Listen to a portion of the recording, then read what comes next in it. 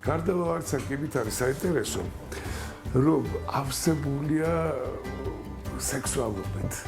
ხშირად როდესაც ლაპარაკობ გარდავალ ასაკზე გულისხმობს სექსუალობასთან დაკავშირებულ სოციალურ და პიროვნულ გამოვლინებებს.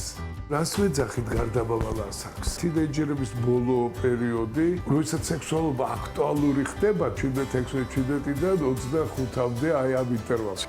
ქალის ფსიქოსექსუალური მომწიფება, ჩამოყალიბება მთავრდება 20 წლისთვის და მამაკაცის ფსიქოსექსუალური ჩამოყალიბება მთავრდება 25 წლისთვის. 20 წლის ასაკში ქალი უკვე მზად არის, უკვე ჩამოყალიბებული თავის გემოვნებებში, თავის შეხედულებებში, მზად არის უკვე აი მდიანი ფუნქციისთვის, როგორც არის ოჯახი, მშობიარობა, ჭეშმარიტი სიყვარული და ასე შემდეგ. მამაკაცი მარტო 25 წლის ასაკში ურტყავს აი ამ თვისობრიობას. აქედან გამომდინარე, რომ ესეთი განსხვავება არის. იქიდან გამომდინარე, რომ სექსუალობით არის ავსებული აი ეს პერიოდი ყველა ახალგაზრდას. ხშირად შეცდომები ხდება აი ამ ასაკში. შეცდომებს აკეთებენ ზოგს უმნიშვნელოს, ზოგს დრამატულ შეცდომებს, ზოგჯერ ტრაგედიები ვითარდება.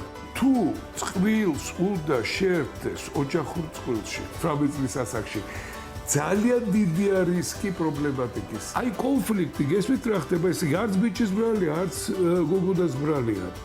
ბრალია იმათი, ვინც არ დაარიგა ჭკვა.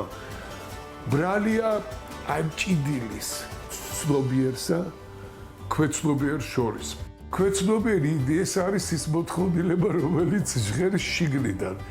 აი თუ აქ დისბალანსია, დისპროპორციაა და დაუშვათ ტაბუირებულად აღზრდილია ქალი, რომ არ შეიძლება 9 საათზე სახლში და ასე შემდეგ და შემდეგ, მაგრამ შინაგანი უძლიერესი სექსუალური კონსტიტუცია მოითხოვს მისგან რეალიზაციას და იმიტომ თხოვდება, რომ ფორმალურად მეც ეს აი აქ ნუ აკეთებ შეცდომას, ჯობია ნუ მიიღებს სოციალურ გადაწყვეტილებას.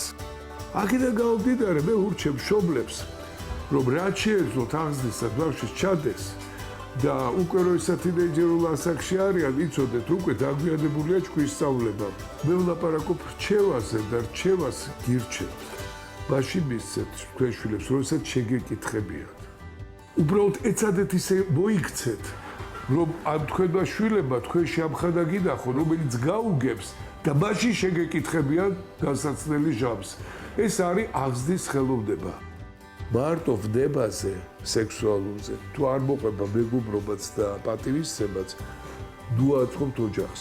ჯობია დაიცადოს ამის არ შეხვდები აი შენ ანდროგინის, აი პლატონის მეორე ნახევარს, რომელებიც აი ესე შეესიცხებს ხორცებით კომპლიმენტარულად ერთმანეთს, რომ ერთიან მთლიანობას ქმნით, არა მარტო საწოლში გადაიქცევით ორსქესიან არსებად, არამედ აზროვნებით, ხდებით უნივერსალური, არამედ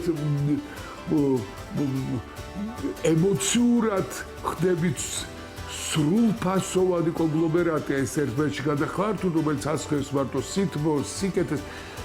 აი, სიყვარული არის ამის ყველაფრის წებო.